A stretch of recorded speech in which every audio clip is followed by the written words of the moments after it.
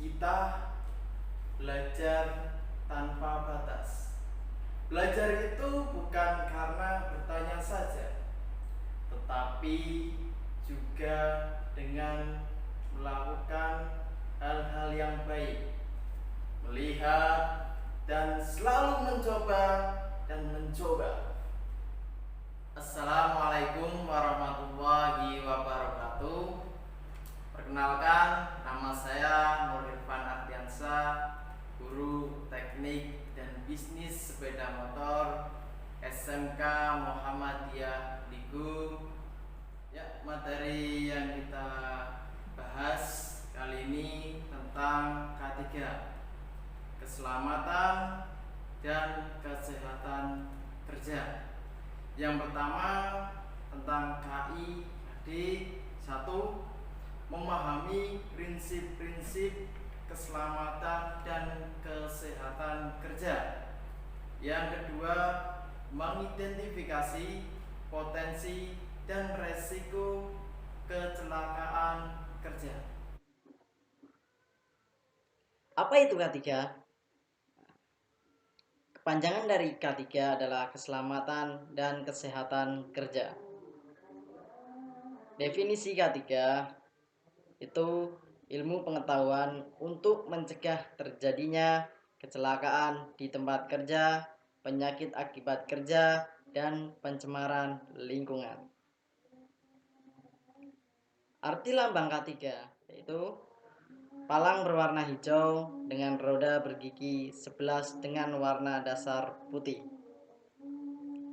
Arti lambang tanda palang itu bebas dari kecelakaan dan penyakit akibat kerja. Dan arti lambang roda gigi bekerja dengan kesegaran jasmani dan rohani. Arti lambang dari warna putih itu bersih dan suci. Lalu arti lambang warna hijau tentang keselamatan, sehat, dan sejahtera. Arti lambang roda gigi 11 melambangkan 11 bab dalam Undang-Undang Nomor 1 Tahun 1970 tentang keselamatan kerja. Tujuan K3 ada 3. Yang pertama, melindungi dan menjamin keselamatan setiap tenaga kerja dan orang lain di tempat kerja. Yang kedua, itu menjamin setiap sumber produksi dapat digunakan secara aman dan efisien. Lalu yang ketiga, meningkatkan kesejahteraan dan produktivitas. Piramida kecelakaan kerja. Yang pertama ada berwarna merah, kecelakaan yang sangat fatal. Dan yang berwarna kuning itu kecelakaan ringan sebelumnya.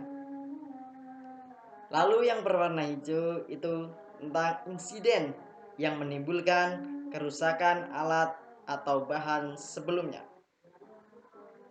Lalu yang warna biru menimbulkan nermis. Penyebab kecelakaan kerja menurut teori efek domino Hall W. Henrich. Yang pertama, penyebab dasar kecelakaan, dan yang kedua, penyebab tidak langsung. Lalu yang ketiga, penyebab langsung, dan yang keempat, kecelakaan kerja, dan yang terakhir, kerugian. Dari 5 tersebut terbagi beberapa kategori.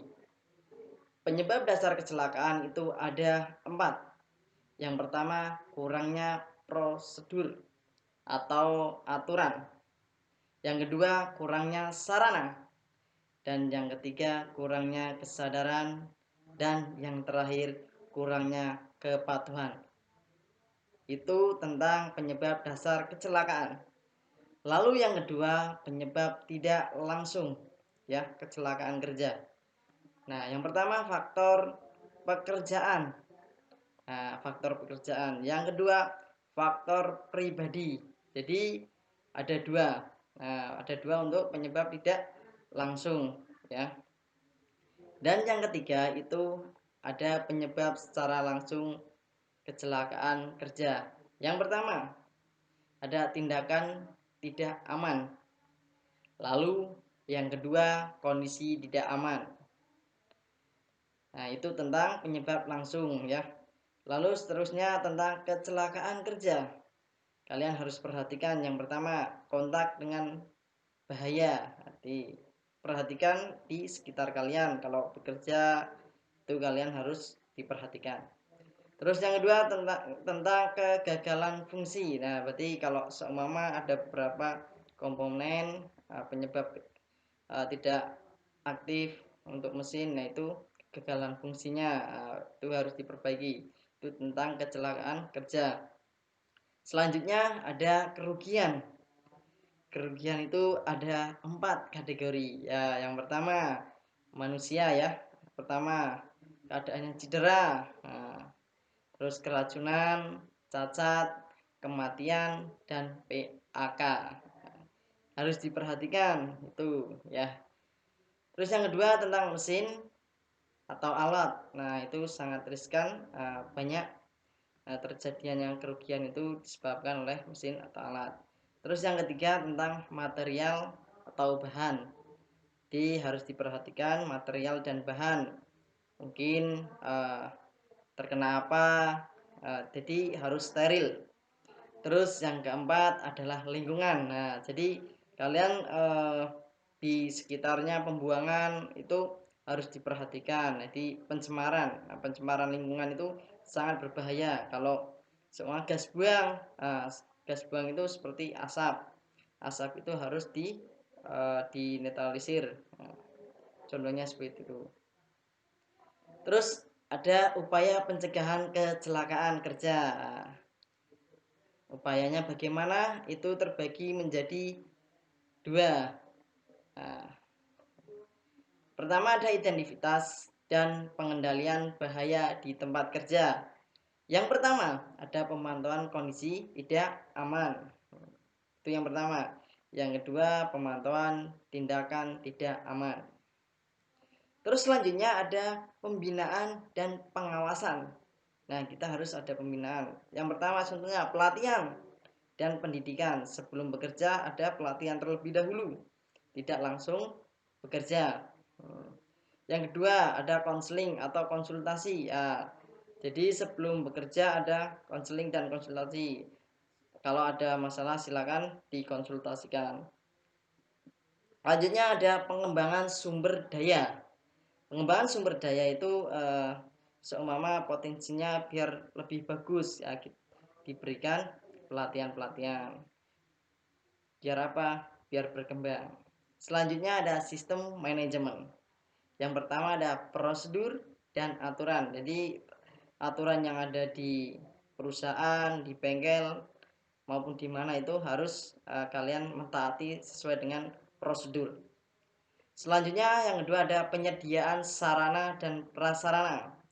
Jadi sarana prasarana itu tempat ya, nyaman, steril dan lain sebagainya. Jadi pekerja biar aman. Selanjutnya ada ketiga penghargaan dan sanksi. Jadi kalau biar semangat itu dikasih penghargaan. Namun kalau ada keteledoran maka harus diberikan sanksi atau teguran biar semangat kembali. Bahaya K3. Nah, bahaya K3, keselamatan dan kesehatan kerja.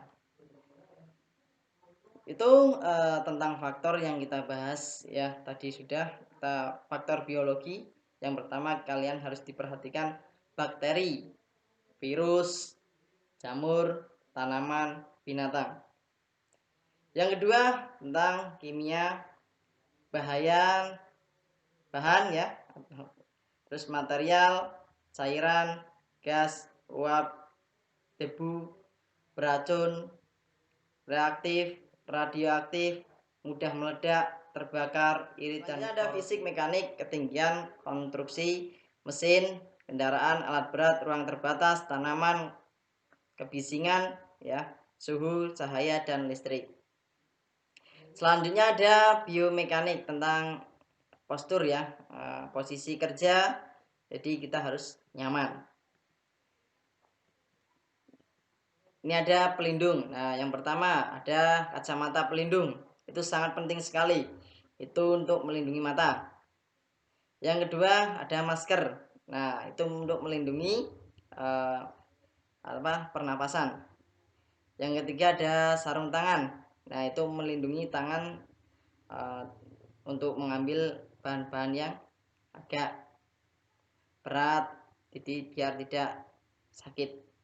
Selanjutnya ada sepatu ya, safety. Itu sepatu safety sangat penting sekali karena kalau tidak memakai sepatu sangat bahaya. Kalau terjatuh benda dari atas maka kita aman, jadi tidak sakit, jadi lebih aman. Yang selanjutnya ada helm. Helm itu sangat penting sekali. Kalau seumpama terjadinya kecelakaan, ada benda yang jatuh maka lebih aman, melindungi kepala ya. Selanjutnya ada pelindung telinga ya. Jadi pelindung telinga itu bisa, jangan headset, jadi ada pelindung sendiri, lebih nyaman dan aman. Selanjutnya ada wear pack atau rompi ya, jadi biar badan kita lebih aman. Nah, itu jadi pentingnya APD itu sangat berguna sekali bagi keselamatan kerja ya, dan kesehatan kerja. Itu sangat penting sekali, jadi wajib dipakai. Ini ya contohnya sama seperti barusan itu, ini kita harus safety, biar kita selalu untuk menjaga keadaan kita harus safety. Nah, ini macam-macam alat pelindung diri dan fungsinya. Nah, tadi sudah saya jelaskan tentang kacamata ya. Tadi untuk melindungi mata dengan karakteristik terpasang dekat wajah dan mengiritasi area mata. Jadi sangat penting sekali. Itu, dan komponen-komponennya di kacamata itu ada berapa ya? Bisa kalian perhatikan. Jadi kacamatanya khusus. Jadi kalau kita setiap hari kita melindungi sesuai dengan APD ya, kita insya Allah aman. Selanjutnya ada pelindung wajah atau safety helmet ya, atau face shield ya, atau sekarang itu harus diperhatikan sekali. Memberikan pelindungan wajah ya, dari wajah, terus sering digunakan pada operasi atau peluburan logam, percikan bahan kimia, itu sangat penting sekali. Jadi harus memakai helm safety atau face shield, tapi itu khusus ya. Jadi khusus, terbuatnya juga khusus, tidak terbuat dari plastik biasa, itu bukan, jadi plastiknya khusus ya. Selanjutnya ada masker. Masker untuk melindungi ya dari bau-bau ya. Jadi kalau kalian bekerja banyak debu masuk ke hidung maka lebih aman. Nah, itu contohnya ada di gambar, bukan masker di muka ya, itu salah. Jadi yang benar itu maskernya ditutup di hidung, jadi lebih untuk melindungi dari debu ya, zat-zat yang berbau kimia, itu kita wajib untuk terlindungi. Selanjutnya ada ini pelindung ya, sarung tangan. Pelindung tangan atau safety gloves itu sangat penting sekali untuk melindungi ya dari luka atau lecet benda tajam. Nah, kita sangat berhati-hati sekali. Selanjutnya ada pelindung telinga. Tadi yang sudah saya jelaskan itu sangat penting sekali. Jadi alat pelindung telinga ini dibedakan atas jenis ya, ada sangat dibedakan dan harus sesuai dengan frekuensinya. Nah, frekuensinya ada, kalian bisa lihat 2800 sampai 4000 ya, itu sangat penting sekali. Jadi frekuensi tersebut itu sangat harus diperhatikan. Kalau lebih ya juga bahaya sekali ya. Jangan bukan headset ya, itu adalah harus diperhatikan sekali. Selanjutnya ada sepatu safety. Jadi sepatunya sangat berbeda-beda, di lapangannya ya juga berbeda-beda. Kalau kita kerjanya di lapangan mungkin sepatunya sampai atas ya. Ini sepatu safety semua, dan bawahnya itu ada besinya, itu menjaga keselamatan, sangat penting sekali. Di bawahnya itu benar-benar sangat luar biasa. Itu kalau kejatuhan benda tajam itu lebih aman. Nah, jadi insya Allah tidak tidak luka. Selanjutnya ada namanya pelindung tubuh. Nah, ini yang dinamakan pelindung tubuh itu adalah wearpack ya. Wearpack itu sangat penting sekali untuk melindungi diri kita ya dari percikan-percikan atau benda-benda tajam ya. Itu sangat penting sekali. Jadi kalau kalian bisa dilihat, ini salah ya, ini menggunakan jas hujan itu tidak diperkenankan untuk dipakai saat bekerja, itu sangat salah sekali. Nah, kalau baju wearpack itu bisa dipakai ya, contohnya ini bisa. Terus ini wearpacknya wearpack Honda ya. Ini sangat penting sekali, kalian harus memakai topi. Kalau kalian sebagai mekanik, maka kalian harus diperhatikan topi yang pertama. Yang selanjutnya maskernya tetap dipakai karena untuk melindungi ya dari debu-debu yang kita tidak ketahui. Terus wearpack untuk melindungi tubuh dari berbahaya benda-benda tajam juga. Selanjutnya ada sarung tangan ya. Sarung tangan itu sangat penting sekali ya untuk memegang alat-alat yang benda tajam. Itu sangat berhati-hati, kalau bendanya berat, mengangkat-ngangkat tuh harus menggunakan sarung tangan. Terus selanjutnya ada sepatu safety. Itu sepatu safety itu sangat penting sekali karena untuk melindungi ya, melindungi seumpama kalian ketika melakukan standar ya, standar samping atau standar tengah pada sepeda motor itu harus diperhatikan. Jadi menggunakan sepatu lebih aman.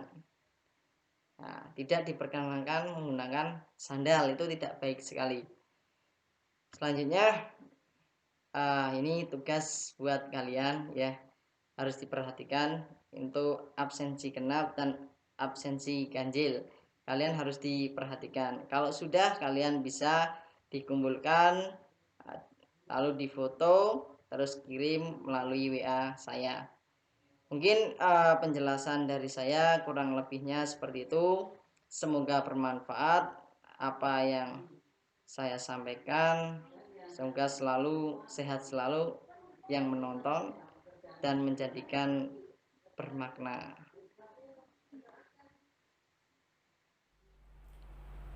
Terima kasih. Kurang lebihnya mohon maaf. Tetap semangat belajar. Wassalamualaikum warahmatullahi wabarakatuh.